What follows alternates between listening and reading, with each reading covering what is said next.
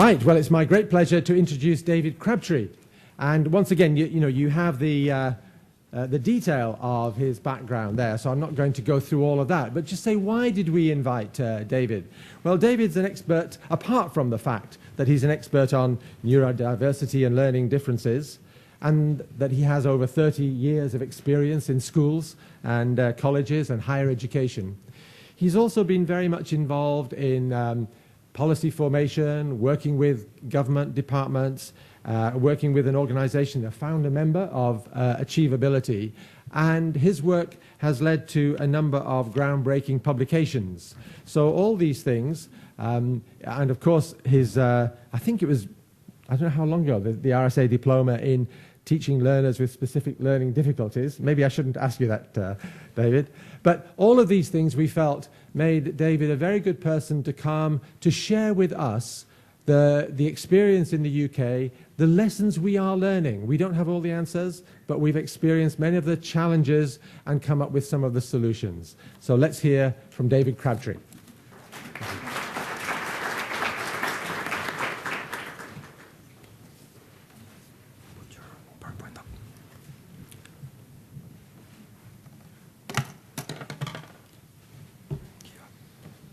Hello, good morning everybody. Can you hear me okay? Good.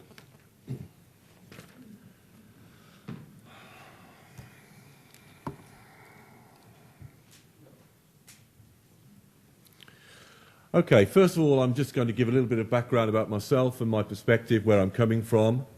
And I'm going to move from there, and then I'm going to give you a sort of a global perspective on inclusive learning.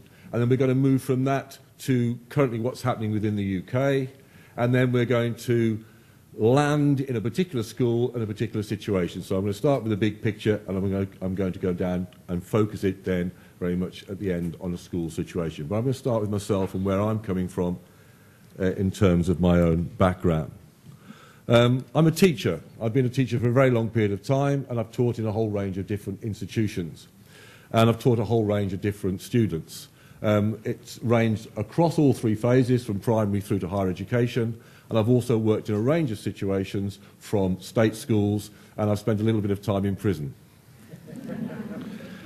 Much of the role that I've had in the last 20 years has been about teacher training, and I've had a particular reason to get involved with teacher training. One is because I've always wanted to make education better than it is for a whole range of people, and one of those people I wanted to make education better for was the younger me, because my own experience in education as a young person was not as inclusive as I would have liked, because I felt a little bit shut out at times. Over coffee I can talk about that a little bit more, but I became a specialist teacher training in terms of my own background. I decided to focus in very much on dyslexia. Why dyslexia? Well, as a parent, I discovered my son at 7 years old was severely dyslexic. And I went through the process of then trying to get an education for him that would meet his needs. And I found it increasingly frustrating that the professionals I was dealing with didn't deal with me as a professional, even though I had the same training and qualifications as them. So I decided that I would go into specialist teacher training, and I'd become a trainer for teachers of children with dyslexia. And the RSA diploma turning now was 25 years ago. Okay.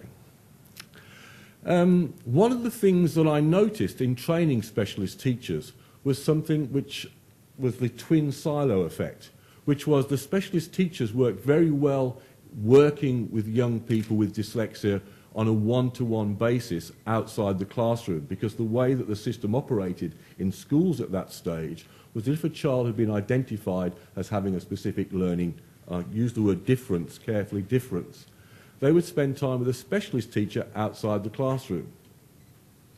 Then they'd go back into the classroom. But the situation in the classroom didn't change. It stayed exactly the same.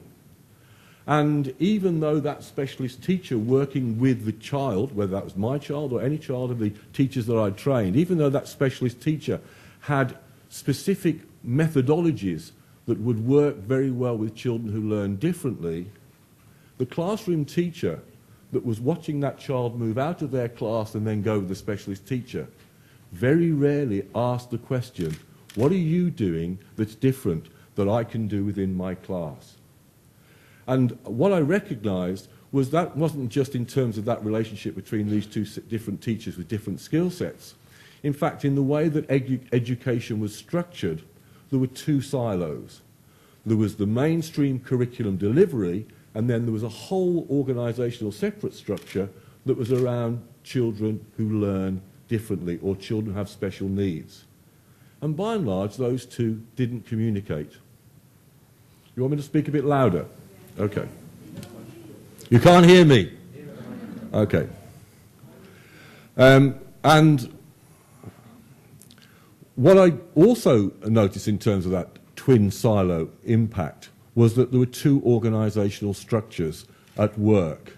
And in the way that I perceived that was when curriculum teachers, teachers of mainstream subjects, use the phrase, your children, to the children who are having specialist support. And so in a sense, they had a mindset which was that as soon as a child had been identified as having special educational needs, they were outside their reference, outside their specialist knowledge.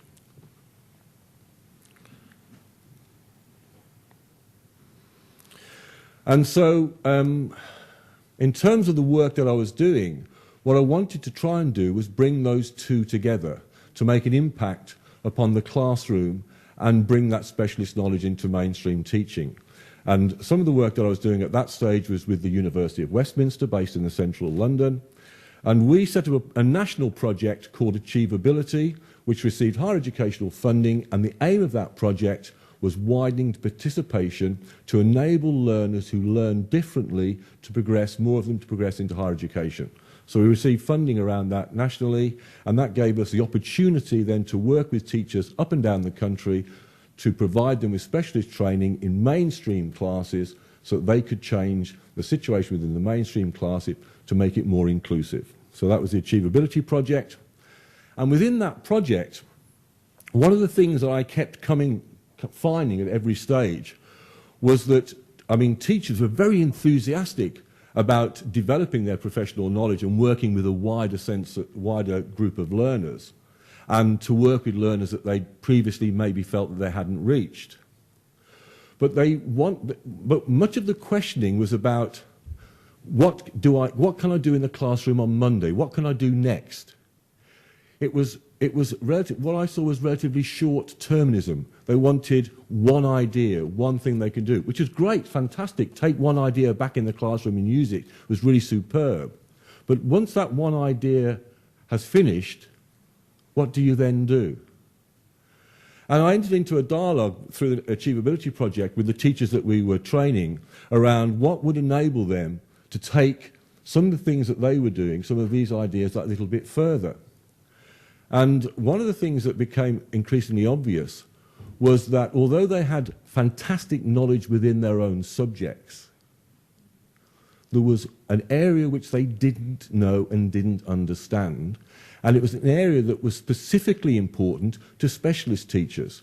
Specialist teachers working with dyslexic pupils have to know about learning so that they can work out the learning differences with the young people that they're working with, so that they can adapt and change their teaching to suit the learning needs of the children that they're working with.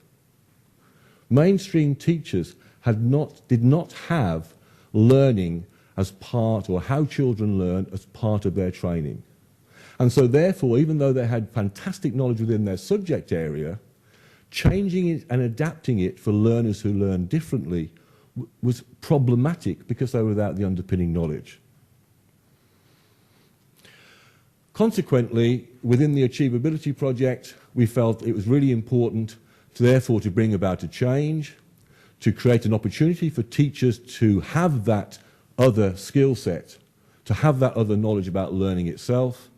And so, as part of the project, as well as training teachers, as well as working in schools, as well as working with school managers around the whole program of how you make an inclusive school, we decided also within the university to work and set up an MA in inclusive practice. Our opportunity came because within the UK there is a desire that all teachers have an MA, so we felt that if we then have an in-service MA in inclusive practice, that then can fit in and help teachers whilst in their professional practice to develop that second skill set. So we worked, and I've been delivering an MA in inclusive practice for the University of Westminster and South Bank University. Can you hear okay now at the back? I mean, is it okay? A little bit, okay. As part of the work that I'm doing as well as working, training teachers, as well as trying to change the skill set definition of teachers, I'm working with schools around bringing about change. And recently, the National Dyslexia SPLD Trust in the UK have taken one of the projects that I've been working on, and we now have that as a project of best practice. And I mention that because one of the things that I also wanted to do was create methodology for mainstream teachers that they could use in whole class situations with all pupils. Because the methodology that was there with the specialist teachers, by and large, tended to be one-to-one. How do you adapt this little bit of teaching for that one child? And I think the really important nut to crack in terms of methodology is how can you change classroom teaching from what it is at present, teaching that is maybe not inclusive for children who learn in a different way. How can you change that? And so that, and the ambassador mentioned 15% of children with special educational needs, how can you change the teaching situation to be inclusive for those children in a way which doesn't mark them out to be different? Because once you mark them out to be different, then you're not necessarily being inclusive. So I've been looking at whole methodological approaches. And what we found in terms of the program we've had in terms with the schools is if we change methodology in a way which is inclusive for all of the children, change the approach, it not only works with the children who learn differently, but all children achieve in the class at a higher level as well. Because by making learning more accessible to those children who learn differently, you make learning accessible to all children in a better way within the classroom. So those methodological changes are really quite important. And so that project has recently been taken up as part of a national best practice project. The schools that I'm working with primarily at present are the Harris Academy of Schools, which are based in South London. It's a consortium of 21 schools. And I particularly wanted to work with the Harris Academy because one of the little bits of information about the Harris Academy is that they're called the Harris Academy because the person that puts some of the money in towards this is Lord Harris, and under new private-public ventures that we have within the UK. Lord Harris is dyslexic. Lord Harris's grandchild is dyslexic. And Lord Harris is very, very close to the government and the movers and shakers within the UK government.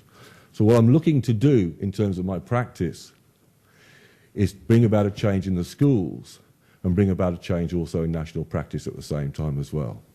So watch this space and we'll see how we get on, shall we? Okay, if we just have a look at what we might need in terms of inclusive learning. The ambassador spoke about the human rights background. What we're talking about is creating equality for all. Equal opportunity for everybody, a level playing ground. This is not just important in terms of moral reasons and all the other reasons that people have mentioned as well. But if anybody looks at the economic direction of any country within the world at present, one of the things that every country is saying is we must harness the intellectual skills of our population. And that's all of the intellectual skills. And for me, one of the things that's really quite massively important is that children who learn differently bring something very special to the classroom. They bring a different way of seeing the world. And if we're going to bring about economic, technological change, and if we're going to do things in the future which are really exciting, it's no good using the same answers that we've had in the past. The future offers us different problems It requires different solutions than we've had in the past. And the people who force the body of knowledge to be different are people who think differently. So they bring a very special resource into our classroom, and they bring a very special resource into national economic development.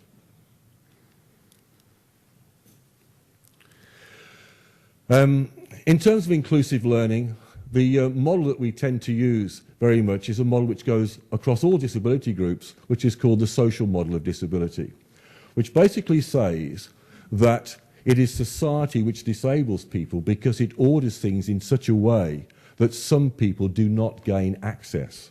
And so therefore, in terms of bringing about a change and bringing about inclusion, it is society which must make the changes, not the individual. So the social model of disability asks us to make the changes, and make those changes at a planning stage for everybody.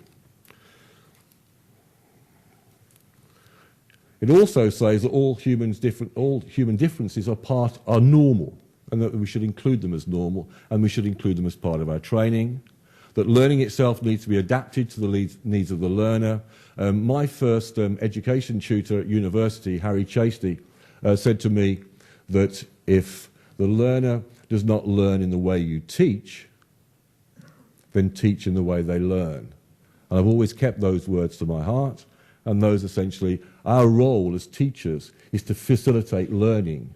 And our role, if we have learners who learn differently, or who have a difficulty in the learning in the way that we create that, as managers of learning, our role then is to change the learning to accommodate the learner, to enable them to learn. And it's our role, therefore, to learn how to teach differently to accommodate our learners. I'm sure that's why everybody is here today and everybody is participating. Therefore, part of this is celebrating diversity and learning how to learn together. So, as the Ambassador said, to reach potential. And these are all taken from the British Council draft SEN strategy, which Phil Dexter is currently writing. But it's not just the British Council. We have a global desire that education for all children should be inclusive. Within the UK, and now I'm going to hone down and have a look at particular aspects of the UK policy, there are certain things that enable inclusiveness to happen. One of them is a regulatory framework. In other words, it's really important that it has to be done. There must be a legal framework of human rights there.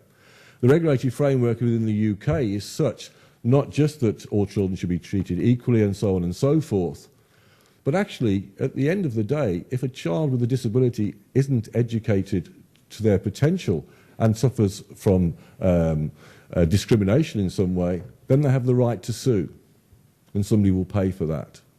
So the regulatory framework becomes a stick that brings about change and is very important. Obviously, the needs of the children must be identified as early as possible within the system, so the system can adapt and change accordingly. And the teachers need to have the skills and the ability and the training to be able to bring about those changes within the structure.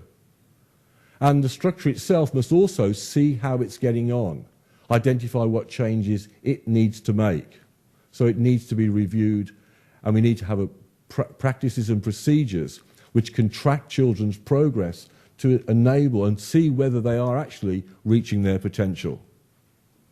And at the end of the day, we do need somebody who's looking in from the outside, who will be our critical friends and say, yes, you're doing this really well, or maybe you need to change and adapt this a little bit. So you need to have the process of inspection. So these would be the component parts. I'm going to now have a look at some of these in closer detail, and then I'm going to explain how they might impact upon a school. In terms of the UK, there's a whole range of things that are taking place. One of those things is a change in teaching standards. I said earlier on in terms of the work that I was doing that one of the things that I'd identified was the need for two skill sets with teachers. Previously, in terms of teacher training, teachers did not have as part of their training on special educational needs. There were units in PGCE programs for that, but it was not compulsory. Within the new teaching standards, there are changes which we'll have a look at, I'll have a look at in a second, which bring about those two skill sets. We also have a new bill called Support and Aspiration, which is an SEN bill, and I'll talk about that in greater detail. And I also want to have a look at the Equality Act. So there's a landscape within the UK context, and the three areas I'm going to focus on are the new teaching standards, raising standards, the Equality Act, and then I'm going to talk about inspection. In terms of the Equality Act, there are some particular aspects. One of those is a level playing field. The idea that all pupils will be treated the same, no pupil will be treated less favourably, and that all schools should avoid putting a disabled student at a substantial disadvantage. Now, this may seem like a very sort of basic thing. Yes, we would all agree with that. But it has very special implications in terms of the way that schools operate and the way that education operates. Because one of the things I noticed in terms of the work that I'd been doing was that when, say, a child who learned differently went into a school, okay, there would be a process of identification of their needs. But the response to that would often come quite far down the line. And so we'd have a situation where maybe, my particular area is obviously dyslexia, we'd have a situation where a dyslexic child would come into a school, and it may not be until 8 months or 14 months further down the line that there would be some sort of intervention which would actually do something. 8 months or 14 months in a child's life is an awful long time. It's an awful long time to be treading water, and it's an awful long time to be failing. So one of the really important things in terms of this concept of less favourably is that the support needs to be there when the child is there. It means that educationalists, we need to act in a proactive way. One of the questions I constantly asked many of the schools that I was working with is this the first dyslexic pupil that you've had? Oh, no, we have about half a dozen coming into the form every year. Well, shouldn't that support be there at the start of the year when the child comes in? And so what the Equality Act is asking schools to do is be very much more proactive in the way they operate and to have the support when the child is there within the school.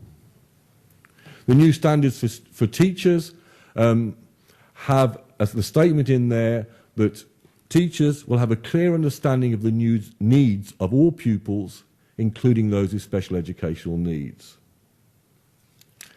So now we have a situation where, methodologically speaking, in terms of that skill set, teachers have a real requirement that they can demonstrate a knowledge of special educational needs and demonstrate that they understand learning and learning differences.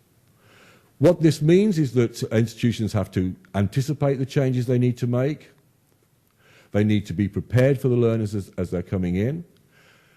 Another part of the slowing down process has often been that, well, we can't really do anything at present because we're not actually quite sure what the learning need of this particular learner is until they have had a specialist assessment.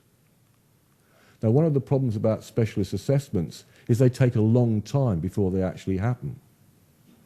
Within the Equality Act, enshrined within that, is the concept that pupils it doesn't need to be proved. You can declare a disability and then you can expect the support to be there.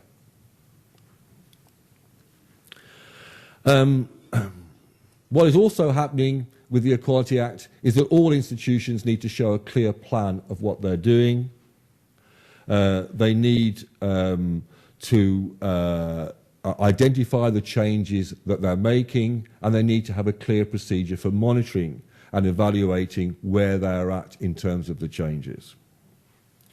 And essentially what the Equality Act is saying is that it is unlawful for a school or any education provider to treat a disabled student unfavourably. And that unfavourably, as I say, is in the context of working proactively, understanding the child's needs, that it's possible for a parent to claim that right prior to a specialist assessment. The new teaching standards expect teachers to do a range of things. Some of these were previously there within the teacher standards. Some of those are changes. But I think they're quite important because they do establish a clear skill set for teachers which are beyond their curriculum area. That they must set goals that stretch and challenge all pupils. So one of the big changes, I suppose, essentially with that, it's not just a case, inclusion is not just a case of meeting pupils' basic skill needs. It's them reaching their potential. All teachers must demonstrate knowledge and understanding of how pupils learn and how this impacts upon teaching. And for me, this is a critical one because it brings in that second skill set of understanding learning itself and learning differently. That all teachers need to have a clear understanding of the needs of all pupils, including those with special educational needs. And that's all teachers. And so that challenges and changes that twin silo situation. This means for me that a teacher who is teaching history needs to have knowledge of special educational needs. A teacher teaching geography, they need to have that within their class. They can no longer use the expression, though it's one of your children, when it's a child with special educational needs. It has to be one of mine. That all teachers have the expectation that they can communicate with parents with regard to a child's achievements. And that's really quite important with children who learn differently, because it may well be that a child will have achieved, but not achieved maybe in the same way that other children have in the class as well. But the teacher still needs to show and understand that. There's quite an important standard, which is teaching early reading must understand synthetic phonics. As all of you as teachers, or most of you who are teachers of English will know, that English teaching has quite a strange structure with, is it 43 phonemes? Oh, okay. A whole range of different sounds, and those sounds can change in different situations. And therefore, all teachers must be able to understand that. And when we're talking about teaching early reading, I know that some teachers read that and they thought, okay, that's fine, that's with primary children. In all of the schools that I'm working with, there are children 13, 14, 15, 16 years old who still cannot read fluently. So that means in those schools, in those secondary schools, there's an expectation that all teachers are teaching the basics of English, as well as promoting a love of learning and obviously deploying support staff effectively. That little phrase, deploying support staff effectively, is very important in terms of inclusive learning. Because often what tends to happen, and this is where rhetoric and reality sometimes differ, is that often the rhetoric is, yes, we're about inclusive education, and we have a full range of children within all our classes. And the teachers are expected, therefore, to support all of those children. But actually, what happens here is an expectation that there will be other people working with the teacher in the classroom as well. Those people will have specialist knowledge about the learning needs of particular children, and that the classroom teacher will be working effectively in partnership with the learning support assistants, those other people that work in the classroom, so that you have more than one person working with the full range of pupils within the class. And some of the classrooms that I'm working with in the Harris Academies have maybe 3 or 4 additional people in the classroom working with the teacher, working on with some of the children with specific interventions. And when we get down to the specific school, we'll see that. So a teacher is managing not just the learning of the class, not just their own teaching and learning, but they're also managing and working with the support staff to bring about a change in terms of what's happening. The new special educational needs green paper, which the ambassador mentioned, has some particular aspects in that which I'll identify. Obviously, it's very important to have early identification and assessment. The expectation is that that will be happening within all schools, and there'll be practices and procedures for that. These 2 things here about single assessment and replacement of the school action plan. One of the things that was identified within the UK is that the way that the funding tended to operate in the past is that you needed to have an assessment of a child's needs before, if there was going to be any additional funding coming down, that could come and then be linked to the individual child, which on the one hand is very good, but it also stops schools to a certain extent being totally flexible in the way that they might operate. So, for instance, what it might mean is you have a child in a class who has an identified need, who then has an intervention because there's funding, but you may have another child in the class who has a very similar need, where you're waiting for an assessment and not have the funding. What do? Do you not do anything with the second child? And so increasingly what's happening now within the Green Paper is that schools will receive a global sum of funding which they can use for a whole range of children within the class. Not all of them will have had an assessment at that stage. And so these phrases around the single assessment process and replacing the school action plan are quite simply a way of changing the funding methodology so that schools do have some additional funding to apply for interventions to enable the classroom to be more inclusive. It was also identified that teachers had a support document called the Code of Practice, or schools had a Code of Practice, which supported them in terms of change. But that was quite a large document, and now the aim is to reduce that in size so it's very easy to use. And when we look at the school situation, I'll try and explain how we might do that currently within the school. There's something else which has happened within the UK which is very important in terms of inclusive education as well, is that there's always a focus on achievement rates for the higher achievers. And this, to a certain extent, particularly in secondary education, means that secondary schools will focus very much on ensuring that they get the high achievers, the numbers they might get to university, or the numbers you get at higher levels within specialist exams and so forth. But also, what has happened within the new Green Paper is the expectation that all schools will have performance indicators for the lowest 20% as well as the high achievers as well. This is very, very important. Schools now have very sophisticated data tracking processes. And if we're wanting to support all children to reach their potential, then we really need to have methodologies and approaches which will identify the movement of the lower 20% as well as other children as well, and give us other measures of success. For a while, I was a head of department in a school, and I can remember I created a little bit of a fuss when I changed the timetables of my teachers, when I argued that those teachers who had been teaching longest and had the greatest knowledge should work with maybe some of the most challenging pupils. Because one of the things I identified as a head of department as soon as I looked at the timetables was that many staff who had been in the schools longer than anybody else had got themselves quite nice timetables with high achieving pupils. And the teachers who tended to get the more difficult classes tended to be the newer teachers coming into the practice. And I'm very pleased to see that within the new Green Paper, an expectation that the most skilled teachers will be working with the most needy pupils. That's the most exciting part of the curriculum. Anyway.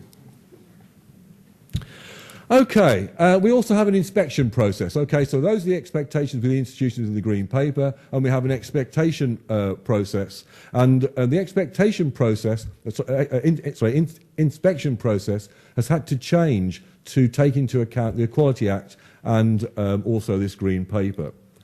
And so the inspectors are now looking, obviously, that the needs of all children are taken into account. They're also looking at performance indicators of the lowest 20%. And they're also identifying differentiation as a part of classroom practice. I found it quite interesting in the work I've been doing recently, because I always use the word differentiation to apply to a whole class and to all pupils. In other words, and actually it's one of the questions I got asked many, many, many years ago when I was first teacher training by a very good teacher. The teacher said to me, "What do I do in terms of my planning? Do I deliver my lesson at somewhere round about the middle? Because then that will reach the most. Or do I plan my lesson so it's got the bottom lot in to keep them all active in the class?" And then I'm reaching everybody, but the ones at the top are going a bit slower.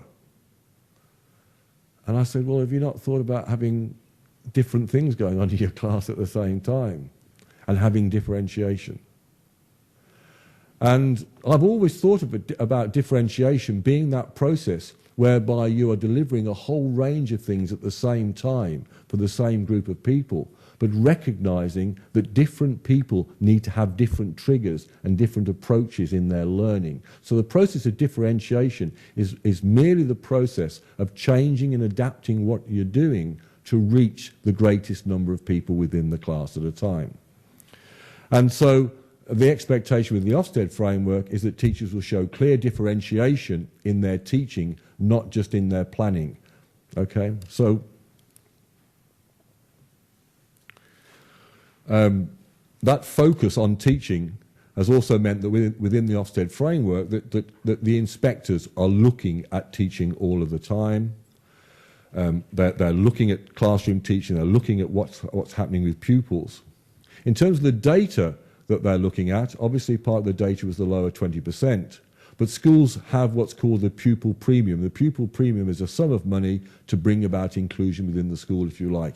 It's money to enable all children to learn effectively, and it allows the school to bring a range of different interventions into place. And one of the questions that inspectors will be asking is, how did you spend that money? Remember, they're looking at the data of the lowest 20% at the same time.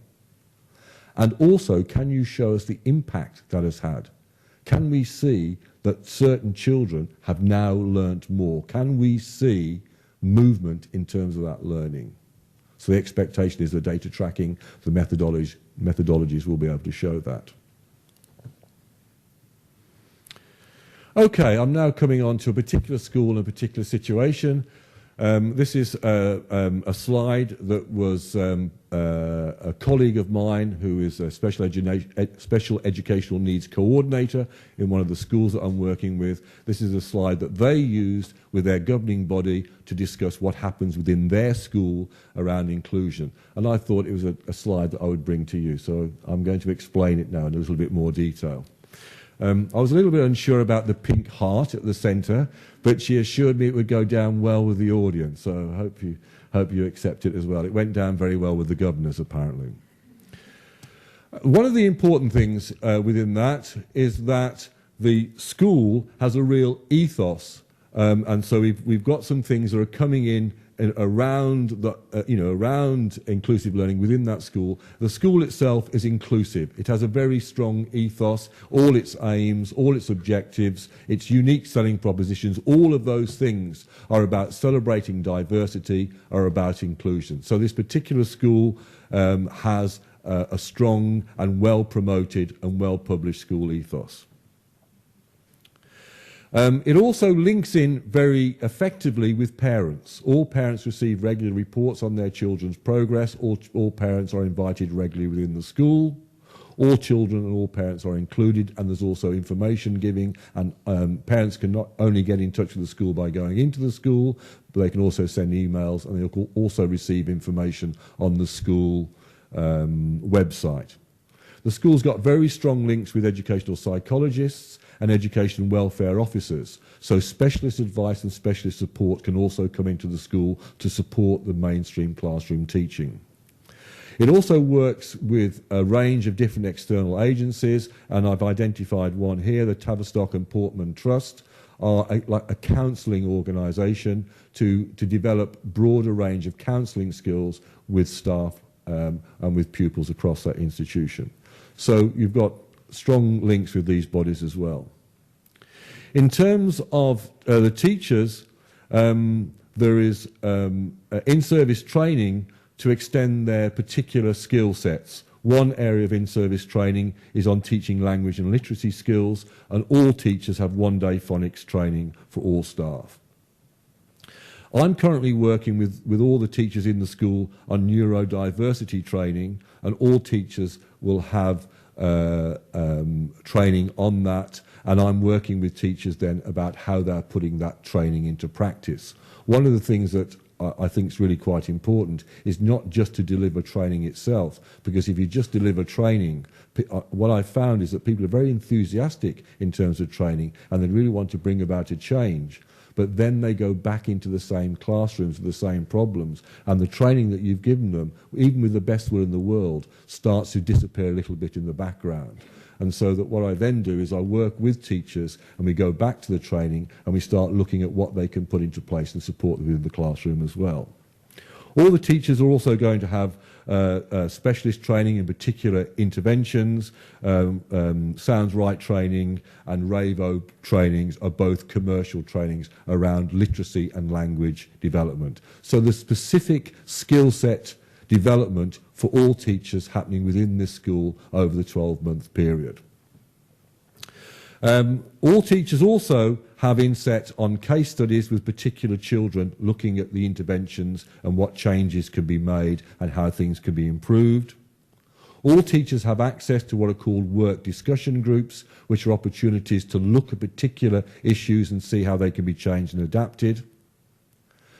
One of the changes that are brought about with the SENCOs and with the teachers is to provide detailed information on all of the children in terms of their special educational needs, but do it in a simple way so that teachers have access in front of them of the special educational needs of the pupils they have in their class in a way that they can easily identify and change, because teachers have very busy days. They need to have information that is clear. And if you've got 4 or 5 pages of an educational psychologist report, it's very difficult to take that on board and see about changes. So we have a very short, succinct way of providing that. Every child who's on the SEN register has an individual education plan, and that identifies short-term targets, medium-term targets, and is linked to the school tracking system. The training that I'm giving all teachers linked to that area is on cognition and learning. In terms of the skill set, as I said previously, teachers hadn't got cognition and learning as one of the things within their training.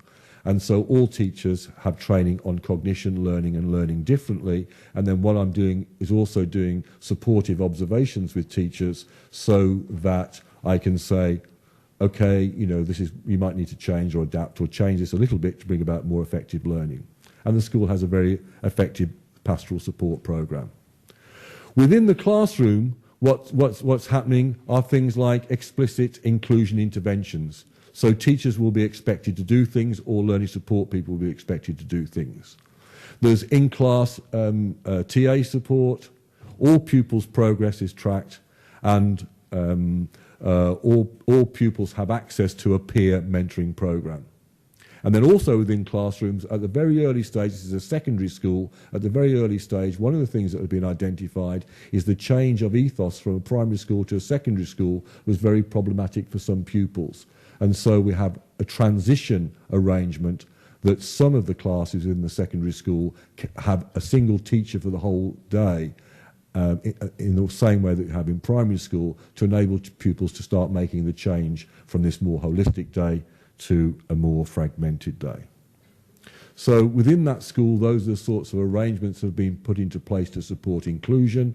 I hope and I think that you'll see they link into the national developments in terms of inclusive practice, and I hope and I think that you'll see that that links in globally to our expectations on inclusion.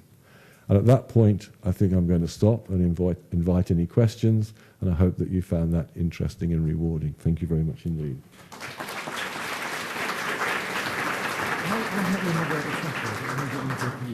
Yes, okay. What we'd like to do is to give as many of you as possible the chance to ask a brief question or make a brief point. So I'm going to give you first just a minute to talk among yourselves, and then I'm going to ask for, say, we'll take 5 questions at a time, and then David can respond to them. He won't be able to answer everything, but he's there in the break. Okay? Is that clear? Happy with that? Take a minute, just talk to the people around you, and then I'll come back.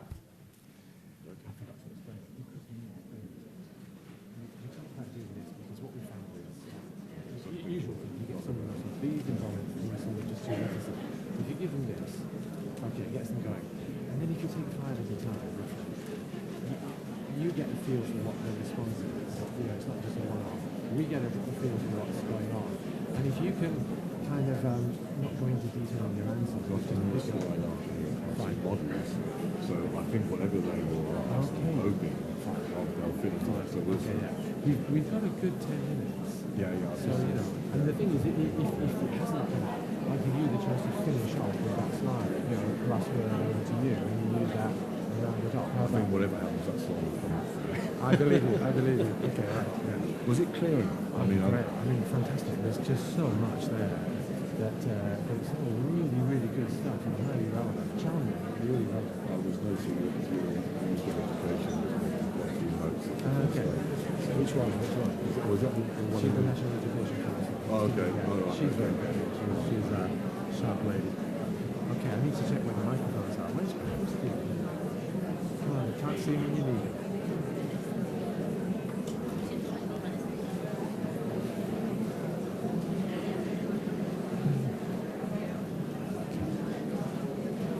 Okay, we've got two roving microphones, one over there, one over there.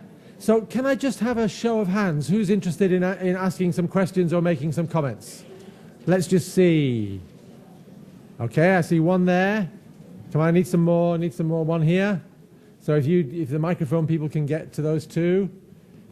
One here at the front. Come on, I'm going for 5. Any advance? I've got 3. I'm looking for 5, come on. Okay, I'll start with 3. Vera first, and then this one, and then here. Okay, thanks. And can you keep it reasonably brief so we can get as many as possible? Thank you. Okay, thank you very much. My name is Vera Savic, and I'm going to ask a question related to our experiences in training teachers in special educational needs. The fact is that secondary school teachers usually have a very negative view on inclusion, and they have a problem approaching children and responding to their needs. So I think students or children are very disadvantaged in our secondary schools. What can be done with subject teachers? How can we train them now to be as successful as the teachers in Great Britain? Thank you very much indeed. Thank you. Over here. Hello. I would like to ask, you were talking mostly about dyslexic. What about the other more severe disorders, like autism? What you do in that cases? Okay, thank you very much. And our third one? Also, is it necessary to have a teacher assistant or pedagogical assistant as a support? Because if a teacher works with in Serbian schools at least 30 kids, is it, only one person is enough to meet the needs of all the students? Thank you. David. Okay, we've got one more question, so we get one more and then... It's a long way to the microphone, so he's the first one of the next group, okay? Okay, if I can just... the first question really about changing attitudes is, I think, actually, that it's the most difficult nut to crack of all. And it's also linked in a way to the question about a range of other learning differences and having specialists within the class. Because really what we're talking about in terms of inclusive education is we're not talking about just accommodation. We're not just talking about bringing about a small change. For inclusive education to operate, we're actually talking about a huge change, and one of those huge changes is within the mindset of the professionals themselves. Because if we've traditionally had situations of exclusion, and if that exclusion is within the imagination, by that I mean that people cannot conceive of what it would be like to work with somebody who would have a disability or a learning difference or a different take on the world. If somebody cannot perceive that, then in a sense we have to change the mindset. Now, how do we change the mindset is that question. And how do we have a fully inclusive approach, which is working with a whole range of different learners, and how do we deal with the human resource aspect of that as well? Well, I mean, that's why, for me, it was very important in terms of changing the expectations of what is the teacher's role. That's why bringing in the teaching standard, that it is that the teacher needs to demonstrate a knowledge of learning and need a teacher to demonstrate that they are responding to the learning needs of all the children in the classroom is a critical thing in the first place. Why is that? Because attitudes simply don't just change because we want them to change. They change in a subtle process of actually this has to be different. It changes in the process of somebody having a look to see that things are different. And it also changes by supporting teachers to be different. So we need to have those sorts of things in place at the second time, or at the same sort of time. How can we do it quickly? Well, it's very difficult to do it quickly because our education systems, by and large, have been exclusive. And there tends to be two things that happen two things happen concurrently in terms of education. One is that exclusiveness of not being inclusive for children with disabilities. But the second thing is that education by its nature has tended to be selective.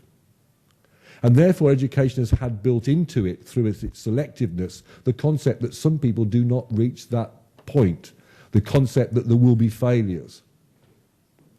And so one of the things, in a sense, that we need to really address, and one thing which inclusive education addresses, is the concept of failure within education. Because if we have people leaving our schools who are failures, no matter whether they are people with a disability or anybody else, then how are they going to engage in lifelong learning?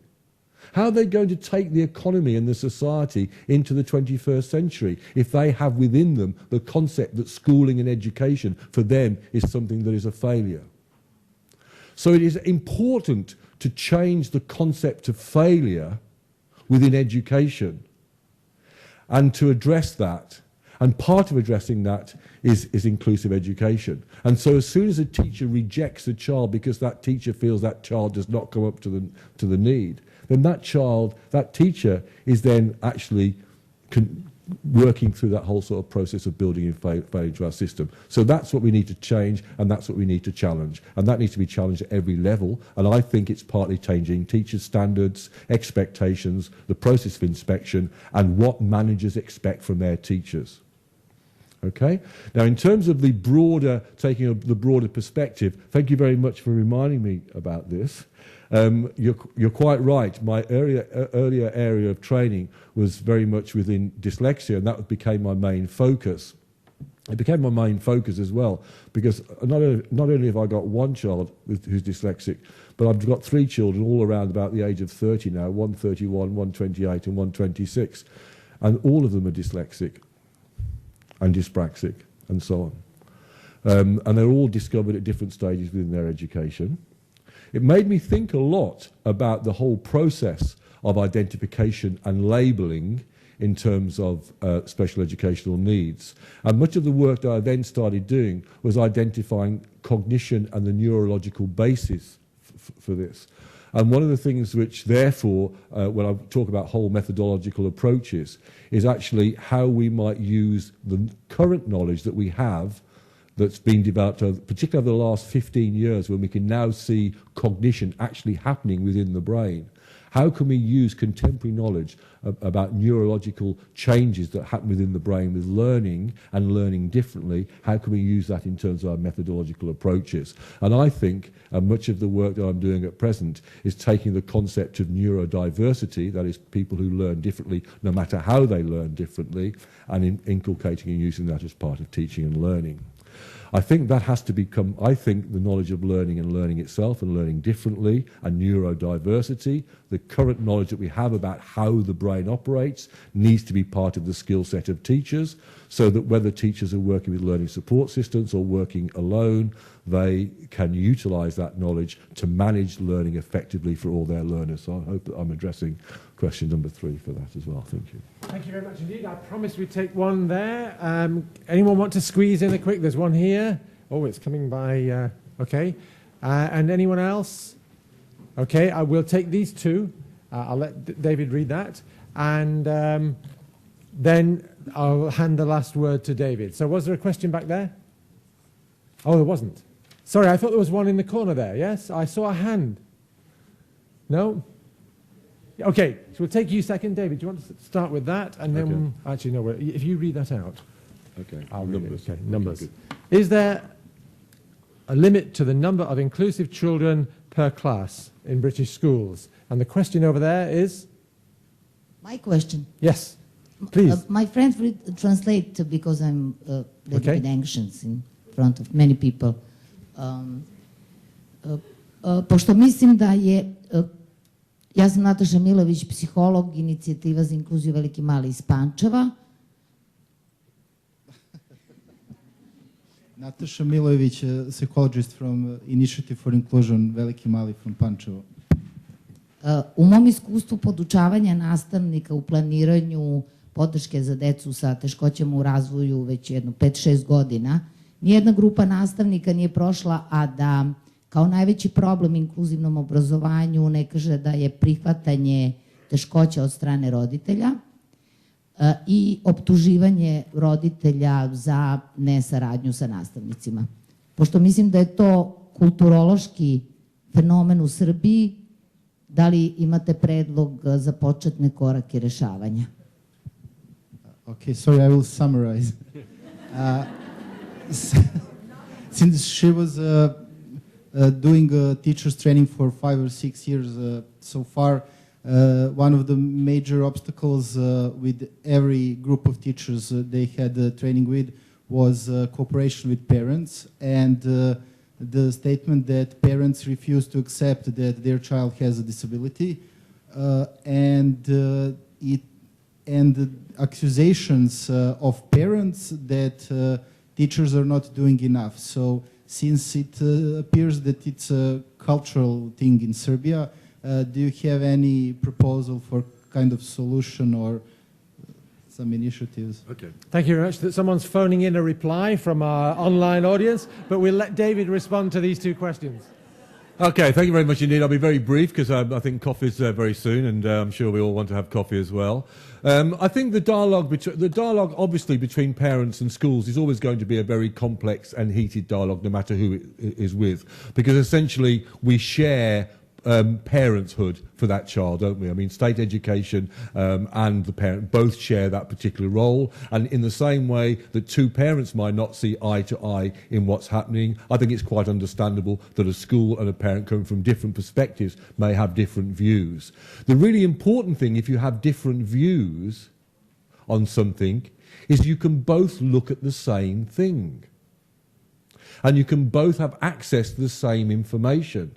And you can both have both of the things explained. And I think sometimes what tends to happen with the dialogue between education institutions and parents is that they're a bit like two express trains going in different directions. And they're often using slightly different language but trying to say the same thing. So one of the things that's really quite important then is, and I think that's what makes pupil tracking data and information about pupils' progress so important, is that you can actually focus on the skills that pupils have and the movement that they have made, and then one can look at the adaptations and changes that need to happen to bring that into place.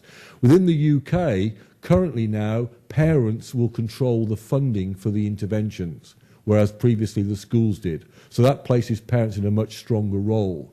One of the things that I identified for me very early on is that often parents have really important explicit knowledge about how their children learn, but often as educational professions it's not listened to. So it is a heated discussion, but having common access to common information and both having some sort of power within that dialogue and can be very effective. The question I have here is there a limit to the number of children with special educational needs one can have in inclusive education within the UK? There's not a limit in terms of numbers within the classroom. Remember that there is extra funding made available that will create greater opportunities for interventions for children. And in fact, if we're focusing very much on the individual learning needs of individual children, then if you've got a class of 30 children, then you've got a class of 30 individual needs. And really, this is how we increasingly need to have our planning, especially in the 21st century, where we have different ideas of knowledge, different ideas of learning, and all sorts of things. And on that note, I'm sure I've left you with plenty of things to discuss. I think it's an appropriate time for coffee. Thank you very much indeed. Thank you very much indeed, David. Can I ask you to be back here by whatever the next hour is? I've forgotten what time. And I hope somebody asked David over coffee what he was doing in prison. Thank you very much.